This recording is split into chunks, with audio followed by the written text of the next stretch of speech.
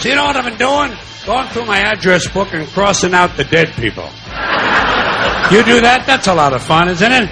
Gives you a good feeling. Kind of gives you a feeling of power. A superiority to have outlasted another old friend. But you can't do it too soon, you know. You can't do it too soon. You can't come running home from the funeral and get the book out, you know, and be looking through the book. You can't do that. A little time has to pass. You have to let a little time go by. I have a rule of thumb, 6 weeks. If you're a friend of mine and you're in my book and you die, I leave you alone for an extra 6 weeks. 6 extra weeks in the book on the house, it's on me. But after that, hey, facts are facts. You're dead.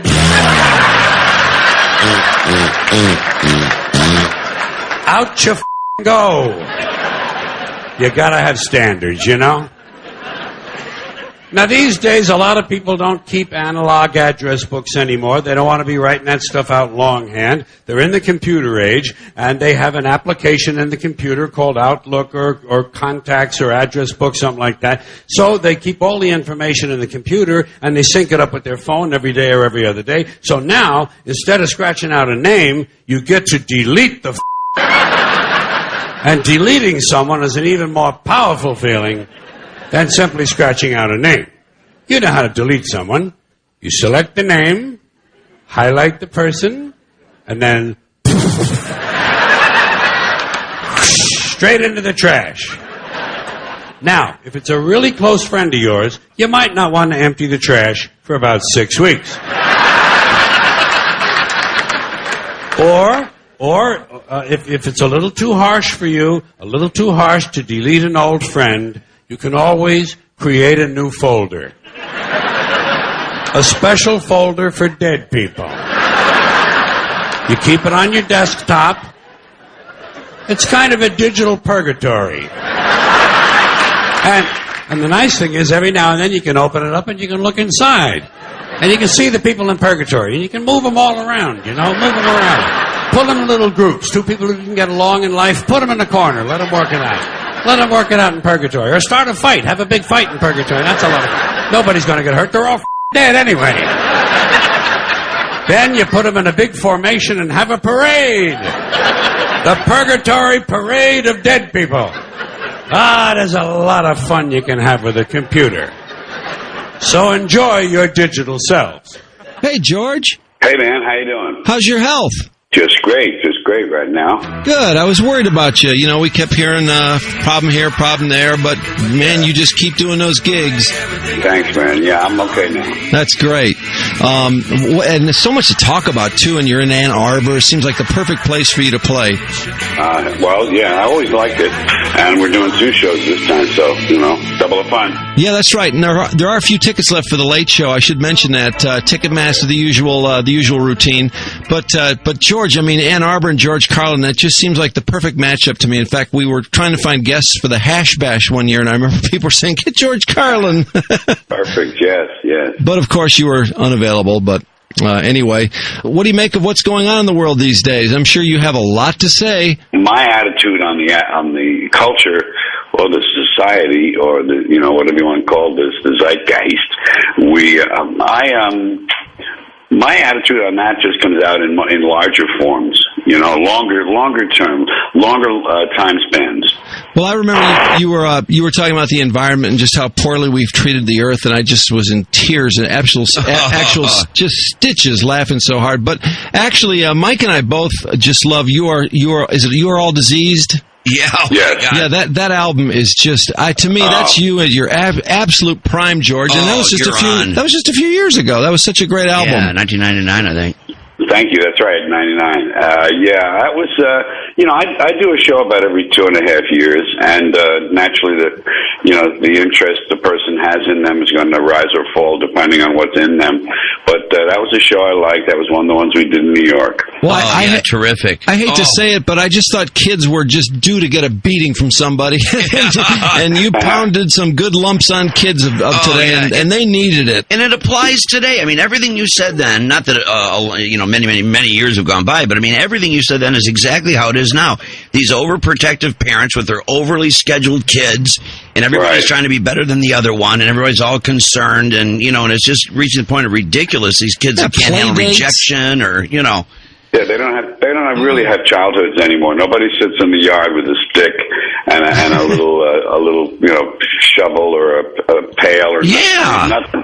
There's just none of that. There's no time to just sit and watch ants. Yeah, exactly. Or watch the clouds go by and picture things in the clouds, going by. And wonder. Nobody does that anymore. It's so true, George. It's like these kids, they come home, they don't play outside. They just go right onto the internet and play these internet games with some kid in Georgia or whatever, video games. God, video games. If they're not at cheese practice or some kind of moron thing they bring them to. Yeah. Well, we were watching American Idol, too, this week, and we were like, well, first of all, we're embarrassed that we're watching the show, but second of all, we can't believe these 20-year-olds, they can't handle just a little rejection. They go bonkers. Some of them, I think, are a little demented to start with. Oh, absolutely. The ones that get humiliated at the beginning, if they can't tell that they're just not like what they're hearing on the radio, Yeah. If they can't tell that they're not, then I think they're a little twisted to start with. Yeah, that's true. But that's funny that's what passes for mass entertainment. That's the greatest mass entertainment in our society now is American Idol. And it's just these three idiots. Well, I don't know. They're not idiots, but... It's similar to user content, on the internet. It's not something that's done and presented to you. It's something that the public participates in, both the public as contestants and the public as the voters. So it's part of a larger shift that's taking place in entertainment and one of the trends is these reality shows, which have hardly any budget because there's no writing necessary. Mm-hmm. They don't have writers, and they don't have strict production schedules and stuff. So it's just a big the world, the culture. One of the things I like about this culture is it's at least interesting to watch. Yeah, I don't give it very high marks, but it is great to watch. and it's shifting in very interesting ways now to. Especially through the internet. I equate the internet and the computer internet revolution, I equate that to the development of printing or the development of language. I think it's going to change our lives and ourselves as vastly as those two things did. God, it's just had a monstrous effect. It's amazing. And I can't believe there's, even at this point, though, as long as the internet's been around, there's no legislation about it. There's no sales tax. It's like it's just caught the government completely by surprise. Not that our government can ever move at any kind of speed anyway. No. Well, the thing is, it's borderless. There are no borders, and there are no. And not just national borders, but there are many borders that don't exist beyond that. It's just kind of a free, user-controlled medium, and that's just wonderful. That will change fundamentally governments, countries, societies. I know it will, especially over a longer period of time. Well, what's bizarre about it as well is the fact that you've got these sites like YouTube and everything, which have really just become vehicles in which to embarrass a lot of people. We now know everybody's so worried about Big Brother catching them on camera, but they really need to be worried about their neighbors and people walking around the streets who have cell phones taking pictures of them, upskirting now, which is a legitimate term, and people's embarrassment and atrocities and screw-ups are now instantly on the internet for all to see, creating all kinds of problems for people, and it's that's also interesting. Isn't it great, though? Yeah, upskirting. Anything that causes trouble, I like. Anything that screws up the way things were intended, I'm in favor of it. Well, upskirting is now in Webster's, I think. Yeah. I used to think I knew everything about sex, and then the internet came along, and it's like, I can't believe there's people that run around in diapers. Yeah. Adults 60 years old, and they drive across country, and they can't wait to unload in their diapers. It's the weirdest thing. Oh, yeah. And there's a site for them. Oh, yeah, diaper pail kids. All kinds. The nice thing is they can't profile those people, They can't the market plan with those kind of people. people. Right. Those are the wild cards. Those are the wild cards. You know what, though? They're always lawyers and CEOs, and they're never like the dregs of society, though. You'd think they would be, but they're not. They're all really super successful people who just need to flip out once in a while. Yeah. Nothing like a little variety. Oh, yeah. And now everybody has a MySpace page. Everything is MySpace. And then there'll be something. A lot of people have way more than one MySpace page, and some people have MySpace pages that they didn't put on. Other people do them, especially celebrities. Celebrities, I understand, and I don't know about my own situation, will have MySpace pages that other people put on fans. Yeah. I don't know, you've been around a while, George, but I'm just shocked at how many deviants there are in our world. I mean, I knew there were a lot of deviants, and I'm certainly one of them, but my God, there's some incredibly deviant people out there. Well, what it does is it lowers the norm. Maybe they're not so deviant after all. Maybe they're right in the swim of things. Yeah, it could be. Except for when you start looking at this stuff like Dateline, and you find that all you got to do in order to snare a creep is just go onto a child's chat room area, and in no time, do you believe how you watch these shows? It's as many times as you want to put the fishing line in the water, you're going to pull a molester in just as often as you want. It's just wonderful. It's just wonderful to watch those guys to sit there, and I wasn't going to do anything. I mean, I was just coming over, I was going to say hello, and one guy brought his kids with him, and that was a nice touch. Yeah, wasn't that a beauty? Yeah. George, how about the guy that said he was going to mentor the girl, and here he sent her his penis? Yeah, very nice. And of course we have the rabbi too with his infamous schlong that somebody sent us, as a matter of fact, which was brutal. Yeah, it's just wonderful to see, how twisted and sick human beings really are compared with what they'd like to think about themselves. Yeah, and these are like, a lot of them are real church-going people, who think they're just the most regular people, and they love to judge other people. Oh, and then like Mike said, the rabbi, we've got 3 pictures that have come from nowhere of his penis in some creepy rig. It's like, what? Oh, yeah. A rabbi? Oh, yeah. He's got the whole thing all harnessed up for us. I wouldn't even know where to buy such a thing, and I thought I was kind of weird. You guys are spending too much time with that stuff. No, we're victims, George. We're on the receiving end of this stuff. Okay. But it is amazing. Yes, surgeons. And like you say, it's always this thing of like, oh, this is the first time I've done this. I'm telling you, I've never, never done this before. Of course, the one kid they popped, he was at McDonald's the very next day, the one guy. 24 hours later, he was right back at it. Of course. Yeah. It's incredible. Well, let me tell you a little something about the show. Absolutely. But what I usually do is every 2 or 3 years, I do an HBO show. And generally the way the thing works is when the show's over, I coast with that show for a little while on the road. And then I begin to take things out one by one and put things in one by one. And after a while, have a brand new show. Which is about 2 years' time.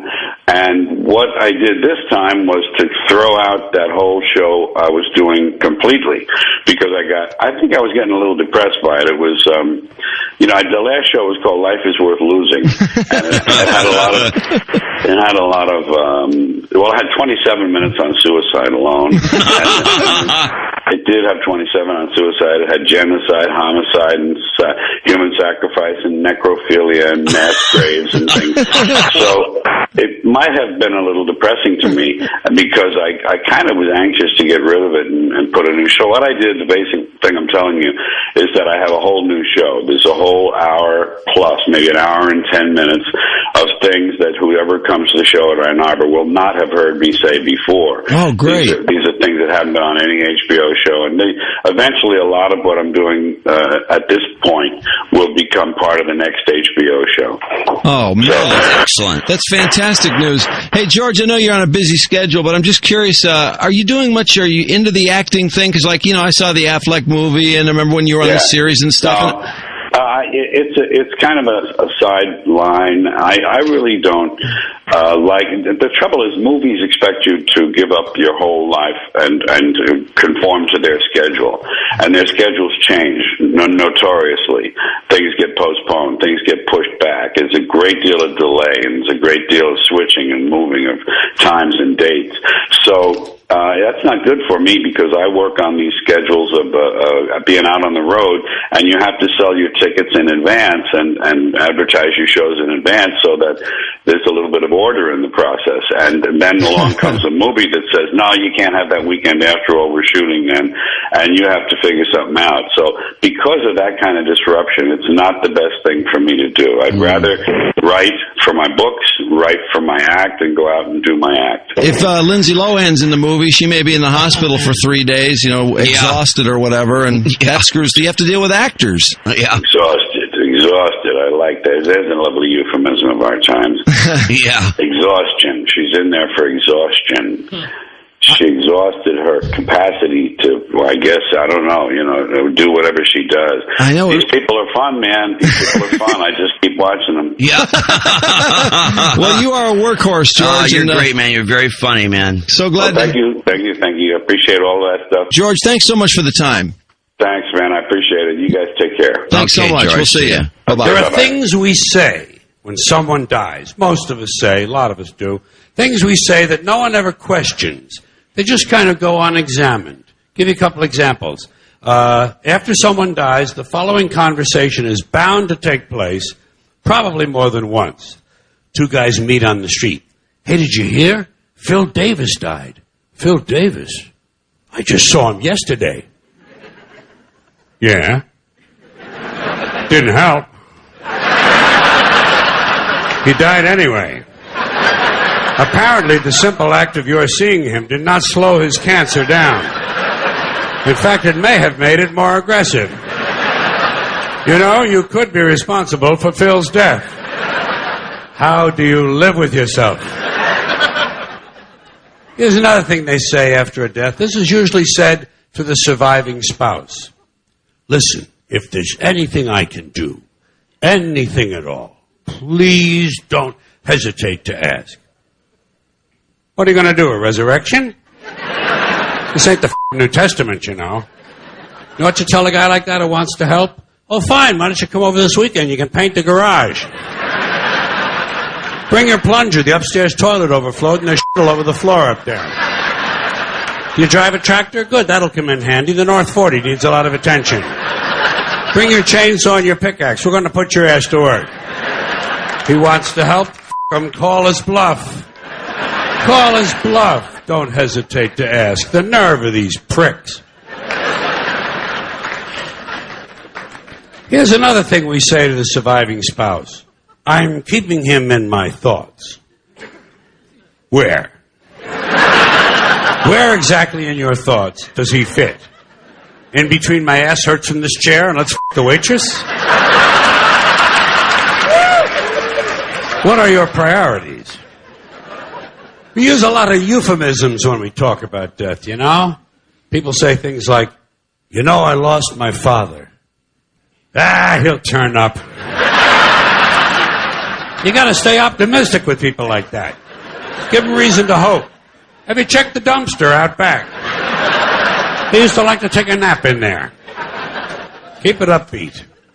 Now, there's something else that is said after a death, but this one involves belief, which is where I begin to have big problems.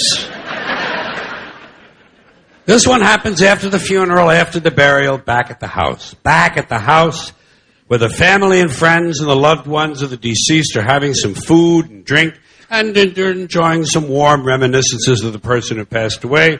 Sooner or later, someone is bound to say the following, especially after a few drinks. I think he's up there now, smiling down at us. And I think he's pleased.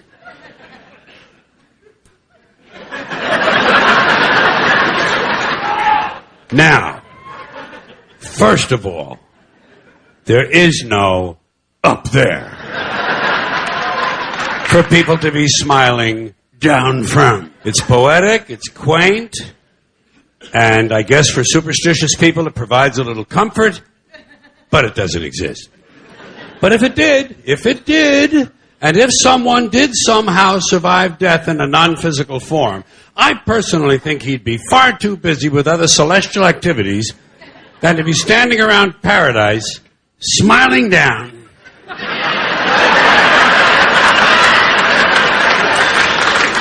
On live people. What kind of a eternity is that?